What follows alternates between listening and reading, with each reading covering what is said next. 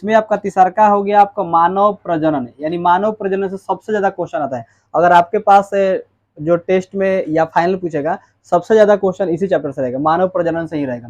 देखिए मानव प्रजनन आता बजे क्या है, प्रजनन तो कई तरह से होते हैं ना, प्रजनन तो कई तरह से होते हैं, तो मानव प्रजनन क्या आता है तो क्या होता है। तो आप सबसे पहले देखिए मानव प्रजनन में हम लोग को पढ़ना बेसिक तौर पर, पहले हम लोग इसको बेसिक पढ़ेंगे, बेसिक समझ रहे ना, साधारण जो होगा उसके बारे में पढ़ेंगे।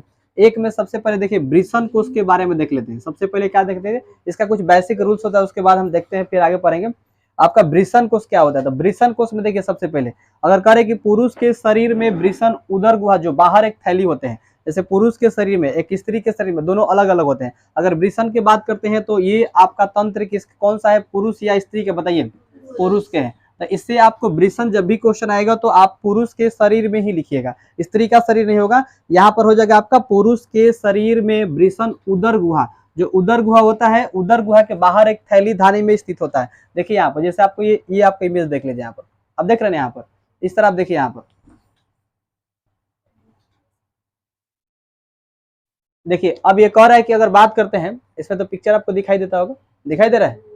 तो ये देखिए आपको अगर बात करते हैं तो ये वृषण जो है, वृषण यहाँ पर देखिए, ये वृषण आपको दिखाई दे रहा है, यहाँ पर ये वृषण है आपका। तो ये वृषण जो होता है यहाँ पर देखिए, अभी आपको डिफिनीशन बताया, जो वृषण होता है कहाँ पर स्थित होता है, तो उदर गुहा के बाहर एक थैली धानी होते हैं। उदर गुहा के जो बाहर है, देखिए उदर गुहा के ये उदर गुहा के बाहर है और एक थैली है जहां पर ये पूरे थैली है। अब इसी के बाहर क्या है, स्थित है, क्या है आपका वृषण है। अब देखिए, अब जब बाहर स्थित है यहाँ पर देखिए, जिसे हम लोग वृषण कोष कहते हैं, उसका नाम एक आपका स्क्रोट्रम भी कहते हैं। क्या कहते हैं उसको, स्क्रोट्रम भी कहते हैं उसको। अब बात करते हैं स्क्रोट्रम किसे कहते हैं, तो वृषण कहिए, वृषण तो आप समझ जाएंगे, वृषण कहिए। और वृषण के जब एक आपका भाग होता है उदर गुहा के जब बाहर एक थैली में स्थित होता है, तो जब स्थित होगा वो वृषण कोष एक्सोट्रम कहलाएंगे, वृषण कोष क्या कहलाएंगे, एक्सोट्रम कहलाएंगे। यानी आपसे आएगा वृषण कोष क्या है, तब पुरुष के शरीर में वृषण एक उदर गुहा के बाहर एक थैली धानी में क्या होता है, स्थित होता है, जिसे वृषण कोष या स्पेक्ट्रम कहे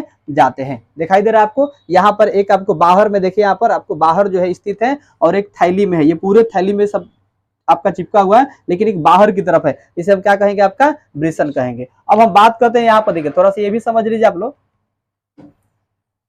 अब यहाँ पर समझ लीजिए, देखिए वृषण कोष, वृषण के तापमान को, शरीर के तापमान 2 से 2.5 डिग्री जो सेंटीग्रेड होता है कम रखने में सहायक होता है। इसका जो शरीर का तापमान होता है वो 2.25 डिग्री, यानी जो शरीर का जो तापमान होते हैं ना, टेम्परेचर होते हैं, अगर देखा जाए तो वृषण कोष के तापमान के शरीर के तापमान से कितने होते हैं, 2.2 से लेकर 2.5 यानी 2 से 2.5 डिग्री तक लगभग ये सेंटीग्रेड में होते हैं, और इसको कम रखने में सहायक होता है। लेकिन शुक्राणु जनु के लिए आवश्यक होता है, जो वयस्क के प्रत्येक वृषण के अंडाकार होता है जिसकी लंबाई लगभग 4 से 5 सेंटीमीटर तक होता है। यानी अगर बात करते हैं तो शुक्राणु जनन के लिए आवश्यक है, तो उसके जो वृषण का अंडाकार की लंबाई होते हैं तो कितना होते हैं, 4 से 5 सेंटीमीटर तक होते हैं। जैसे हर चीज का आपके जितने शरीर में अंग है सबका कुछ ना कुछ उसका लंबाई चौड़ाई होगा ना, तो अगर वृषण की बात करते हैं तो जिसकी लंबाई कितनी होती है, 4 से 5 सेंटीमीटर तक होती है। ये शुक्राणु जनन के लिए आवश्यक है और हर वयस्क, हर मनुष्य के शरीर के देखा जाए तो ये होता है। और ये पुरुष के बारे में पढ़ रहे हैं तो आपको डिफिनेशन लगभग याद हो जाएगा कि वृषण कोष के बारे में आएगा, तो पुरुष के शरीर में वृषण उदर गुहा के बाहर एक थैली धानी में क्या होता है, स्थित होता है। अभी आपको दिखा दिए थे, जिसे वृषण कोष या स्पेक्ट्रम भी कहते हैं। ठीक है, अब देखिए वृषण कोष जो होता है तापमान का अगर बात करते हैं तो 2 से 2.5 यानी 2 से 2.5 डिग्री तक रहता है। लेकिन शुक्राणुजन के आवश्यक होते हैं तो इसकी लंबाई अगर बात करते हैं तो लगभग में कितना होता है, 4 से 5 सेंटीमीटर तक होते हैं। ठीक है, आप लोग को समझ में लगभग आ गया होगा, बोले डाउट है किसी को, यही आपका देख लीजिए। यहाँ पर वृषण दिखाई दे रहा है ना आपको, एक 2 भाग में यहाँ पर है, एक अग्र जो आपका लेफ्ट होता है, एक राइट भाग में आपका है। तो इसमें जो है, इसमें उदर गुहा के देखिए बाहर है, किसके बाहर है, आपका उदर गुहा के बाहर है, ऐसा यहाँ पर दिखाई दे रहा है आप लोग, उदर गुहा का है आपका बाहर है। अब थोड़ा सा आगे चर्चा करते हैं। यहाँ पर देखिए, अब देखिए यहाँ पर, अब वृषण जो पालिका होते हैं, वृषण क्या होते हैं, पालिका। अब वृषण पालिका के बारे में हम लोग देखेंगे, आ रहे समझ में।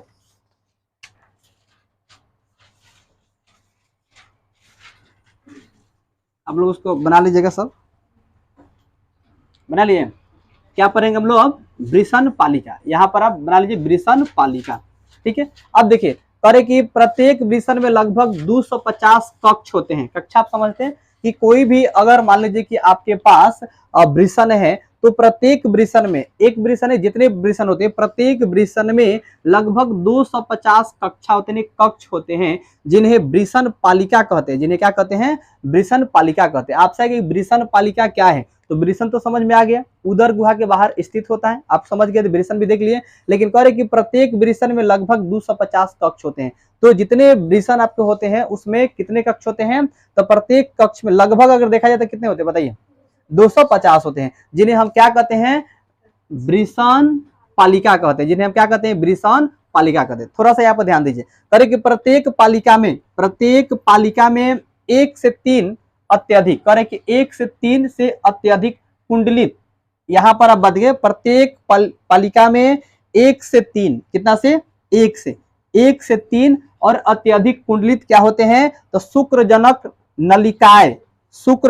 नलिकाएं होती है। इन शुक्रजनक नलिकाओं में शुक्राणु बनते हैं। देखिए यहाँ पर आप लोग मिला लीजिएगा, प्रत्येक पालिका में 1 से 3, प्रत्येक जो पालिका होंगे उसमें कितना? 1 से 3 से अधिक, करे कि 3 और अत्यधिक कुंडलित बनते हैं। 1 से कितना बनता है? 3 और अत्यधिक अगर कुंडलित बनेगा तो शुक्र जनन में नलिकाएं होती है। क्या होती हैं? नलिकाएं होती हैं। इन शुक्र जनन नलिकाओं में क्या बनता है? तो शुक्राणु बनता है। क्या बनता है? शुक्राणु बनता है। बोले डाउट है किसी को? अब यहाँ पर देखिए ध्यान से, प्रत्येक पालिका में 1 से 3 अत्यधिक कुंडलित, आप देख रहे हैं यहाँ पर कितना? प्रत्येक पालिका में 1 से 3 यानी अत्यधिक कुंडलित शुक्राणु जनन नलिकाएं होती है। इन शुक्राणु जनन नलिकाओं में क्या बनता है बताइए? शुक्राणु बनते हैं। तो लगभग आपको समझ में आएगा कि शुक्राणु बनता कहाँ है। तो आप तो वृषण समझ में आ गया, वृषण, लेकिन वृषण में जो वृषण पालिका होते हैं उसमें अगर देखा जाए तो प्रत्येक वृषण में लगभग 250 कक्ष होते हैं। और 250 कक्ष तो होते हैं, लेकिन अगर बात करते तो उसमें कुंडलित शुक्रजाणु की नलिकाएं होते हैं और सभी नलिकाओं में क्या बनता है? तो शुक्राणु बनता है। यानी आपको स्पष्ट हो जाएगा कि वृषण जो होते हैं उससे शुक्राणु आपके बनते हैं। एक नलिका आपको उसका नाम है क्या चीज? वृषण पालिका बोलते हैं। और उसी में क्या बनते हैं? जो अत्यधिक 1 से 3 और 3 से अत्यधिक भी हो सकते हैं। शुक्राणु जनक नलिका में क्या बनता है? तो शुक्राणु आपका बनता है। आगे समझ में, तो ये आपको वृषण समझ में आ गया होगा। मनुष्य में शुक्राणु पाए जाते हैं। अब अगर बात करते हैं मनुष्य में जो पुरुष होते हैं, पुरुष में क्या पाए जाते हैं? शुक्राणु। क्या पाए जाते हैं? शुक्राणु। यानी अगर देखा जाए तो वृषण तो है, वृषण में आप पाए जाते हैं शुक्राणु, और स्त्री की अगर बात करते हैं तो उसमें पाए जाते हैं अंडाणु। आगे समझना, ये लगभग आपको समझ आएगा। बोले डाउट है? देखिए अब बात करते हैं अंतराली अवकाश के बारे में बात करते हैं। अब मेरे पास आता है क्या चीज? अंतराली अवकाश के बारे में बात करते हैं। तो देखिए सबसे पहले यहाँ पर शुक्र जनन नलिकाओं के बाहरी क्षेत्र को अंतराली अवकाश यानी इंटरस्टेटियल स्पेस कहा जाता है। आप यहाँ बना लीजिएगा, यहाँ पर नलिकाएं, यहाँ पर नलिकाओं बना लीजिए। यहाँ पर भी आपका सी हरसाई, ये कंप्यूटर कारण से छूट गया। अब अंतराली अवकाश किसे कहते हैं? तो शुक्र जनन नलिकाओं के बाहरी क्षेत्र को अंतराली अवकाश कहा जाता है। उसको हम बोलते हैं इंटरस्टिशियल स्पेस भी कहा जाता है। तो अंतराली अवकाश क्या होते हैं? तो शुक्र जनक जो होते हैं, शुक्र जनन, उसमें एक नलिका के बाहर क्षेत्र होता है। शुक्र जनन जो हो गया उसके नलिका क्या होगा? एक बाहर क्षेत्र होगा। अब उसी क्षेत्र को अवकाश इंटरस्टिशियल स्पेस भी कहा जाता है, यानी सिंपल बोलिए अंतराली अवकाश कहा जाता है। आपसे आएगा कि अंतराली अवकाश क्या है, तो समझिए शुक्र जनन नलिकाओं के बाहर एक क्षेत्र होता है। शुक्र जनक नलिका के बाहर क्या होता है? क्षेत्र होता है, और उसी क्षेत्र का नाम है क्या है? तो अंतराली अवकाश। ऐसे उसको हम लोग आपका इंटरस्टिशियल स्पेस भी कहते हैं। ठीक है, अब देखिए थोड़ा सा यहाँ पर ध्यान दीजिए। अब बात करते हैं यहाँ पर मूत्राशय मुख। अब देखिए सबसे ज्यादा ये आपसे क्वेश्चन इसी पर लगभग आपको जनरल में पूछे जाएंगे यहाँ पर। तो मूत्राशय मुख यहाँ पर देखिए सबसे पहले करे कि जो मूत्र मार्ग होते हैं मूत्राशय से निकलकर पुरुष के शिश्न, यहाँ पर पुरुष के शिश्न में माध्यम से गुजरता हुआ बाहर की ओर एक छिद्र के रूप में खुलता है, जिसे मूत्राशय मुख या यूरेथ्रल सीएट्स कहते हैं। यहाँ पर देखिए मिला लिए, यहाँ पर देखिए। अब फिर समझिए, यहाँ पर मूत्र मार्ग जो होते हैं, मूत्र मार्ग मूत्राशय से निकलकर पुरुष के शिश्न के माध्यम से, आप देखिए यहाँ पर नहीं समझ में आ रहा है? देखिए यहाँ पर अगर बात करते हैं तो देखिए यहाँ पर ये मूत्राशय मार्ग हो गया, और यहाँ पर अगर हम बात करते हैं तो ये देखिए नलिका हो गया, ये मूत्र मार्ग हो गया और ये हो गया आपका नलिका हो गया। अब क्या कहा जा रहा है यहाँ पर, देखिए ध्यान दीजिए क्या कहा जा रहा है कि आपको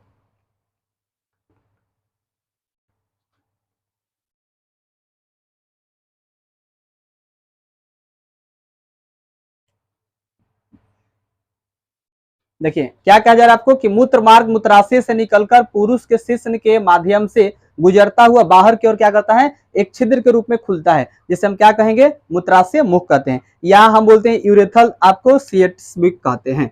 समझ आ गया ना आपको। तो अब देखिए जो मूत्र मार्ग होते हैं, मूत्र मार्ग, ऐसे तो मूत्र मार्ग आप समझ गए, लेकिन मूत्राशय और मूत्र मार्ग मुख क्या है, तो आपका मूत्राशय से निकलकर पुरुष के शिश्न के माध्यम से गुजरता हुआ जब बाहर की ओर जाता है तो एक छिद्र के रूप में खुलता है। अब जब एक छिद्र के रूप में खुलेगा उसी को क्या कहेंगे हम लोग, मूत्राशय मुख कहेंगे, उसको यूरेथ्रल सीएट्स भी कहते हैं। याद रखिएगा यूरेथ्रल सीएट्स भी कहते हैं। कहीं आपसे पूछा गया यूरेथ्रल सीएट्स क्या है, तो इसी को बताना है, मूत्राशय मुख क्या है इसी को बताना है। ये आप लोग 10वीं क्लास में पढ़ चुके होंगे, पढ़े होंगे आप लोग, पढ़े ना, तो डिफिनेशन सबको याद रहेगा। मूत्राशय से निकलकर पुरुष के शिश्न के माध्यम से गुजरता हुआ बाहर के और एक छिद्र के रूप में खुलता है, जिसे क्या कहते हैं, मूत्राशय मुख कहते हैं। लगभग ये आपको समझ में आ गया, पिक्चर से भी आपको लगभग समझ में आ रहा है ना। यहाँ से देखिए ये आपका मूत्र यहाँ पर हो गया और ये मूत्र नलिका हो गया, जिससे बाहर क्या होता है, निकलता है, इसी के अंदर बनता है। और ये जो मार्ग होता है मूत्रवाहिनी होता है और ये आपका गुर्दा हो जाता है यहाँ पर, ठीक है। और इसको अगर बात करते हैं, देखिए ब्रिसन, ब्रिसन आप देख रहे हैं, ब्रिसन आप देख रहे हैं ना, इसके जस्ट बगल देखिए ये ब्रिसन हो गया, इसके बगल में आप देखिए मूत्र मार्ग है और शिश्न से होकर, देखिए यहाँ पर ध्यान दीजिए, शिश्न से होकर दिखाई दे रहा है ना, शिश्न से होकर क्या करता है, ये बाहर निकलता है, इसी को क्या कहते हैं हम लोग, मूत्राशय कहते हैं। तो यहाँ से ब्रिसन हो गया, ये मूत्र मार्ग हो गया, देखिए यहाँ पर जा रहा है और मूत्राशय क्या हो रहा है, बाहर निकल रहे हैं, जिसे हम क्या कहते हैं, मूत्र मार्ग मुख कहते हैं। अब कीपक क्या होता है, अब देखिए सबसे पहले आपको एक कीपक क्या होता है, कीपक कुछ ना कुछ होता होगा ना, तो सबसे पहले देखिए कीपक होता क्या है। यहाँ पर देखिए अंडाशय के ठीक पास एक आपका डिंबवाहिनी होते हैं, अंडाशय के, देखिए यहाँ पर अंडाशय के ठीक पास में क्या होते हैं, डिंबवाहिनी का एक हिस्सा कीप के आकार में होता है। अब जिसे हम कीपक कहते हैं या इम्प डिम्बुलम भी कहा जाता है, ठीक है। आप इसको देख लीजिए, ध्यान दीजिए, यहाँ पर हो गया, आप यहाँ पर देखकर भी बता सकते हैं, देखिए दिखाई दे रहा है। तो अब इसमें इसको देखिए, पहले आप डिफिनीशन यहाँ से पढ़ लीजिए, इसके बाद आपको समझ में आ जाएगा।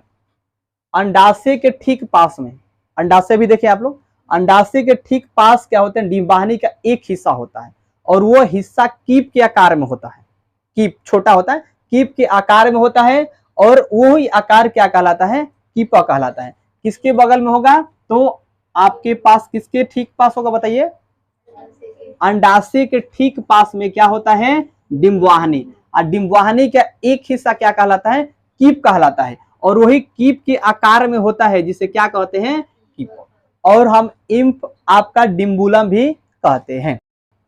देखिए यहाँ पर वीर्यसेचन क्या होते हैं, जिस प्रक्रिया द्वारा शुक्राणु शुक्रजनक, जिस किसी भी प्रक्रिया द्वारा करे शुक्राणु और शुक्रजनन नलिकाओं में से मोचित यानी रिलीज होते हैं, अगर बनते हैं, यानी क्या होते हैं, बनते हैं, रिलीज होते हैं, किसी भी नलिका से अगर बनते हैं तो उस प्रक्रिया को हम क्या कहते हैं, वीर्यसेचन कहते हैं या स्पर्मेशन भी कहते हैं। तो जिस प्रक्रिया द्वारा शुक्राणु हो गया और शुक्रजनन नलिकाओं में से मोचित होते हैं, यानी नया रिलीज होते हैं, नया रिलीज होते हैं। जैसे आप यहाँ पर देखिए, आप यहाँ पर देखिएगा तो समझ में आ जाएगा। देखिए अब अगर बात करते हैं तो यहाँ पर देखिए ये सब आपके शुक्राणु दिखाई दे रहे हैं, शुक्राणु दिखाई दे रहे हैं ना, सब मोचित है। ये आपका शुक्राणु हो गया, जिसका देखिए छोटे छोटे भाग यहाँ पर आपको दिखाई दे रहे हैं, दिखाई दे रहे हैं ना।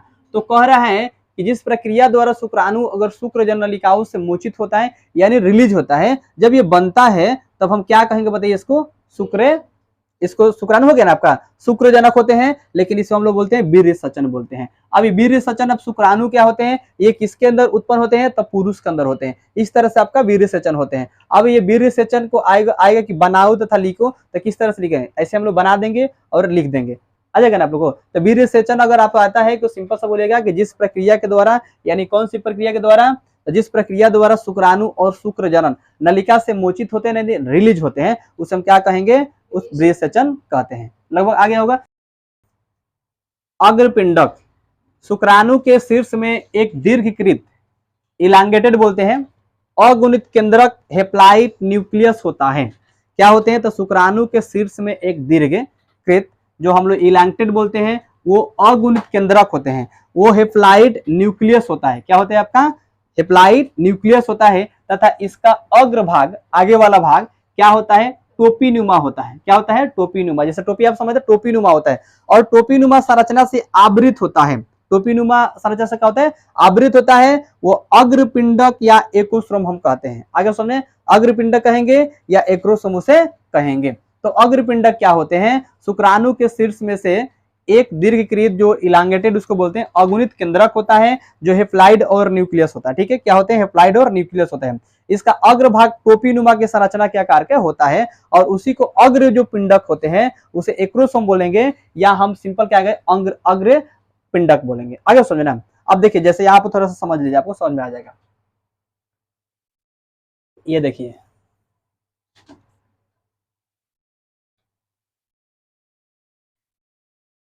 यहाँ पर दिखाई दे रहा है एक्रोसोम, दिखाई दे रहा है ना? यही आपका एक्रोसोम में आगे वाला जो भाग है, यही आपका क्या है? एक्रोसोम है। इसमें जो आगे वाला भाग है, कौन सा भाग आपसे बोला गया था? देखिए यहाँ पर शीर्ष के दीर्घकृत इकाई जो अंग्रित आपका है, अप्लाइड न्यूक्लियस होता है, इसका अग्रभाग, कौन सा भाग आपका?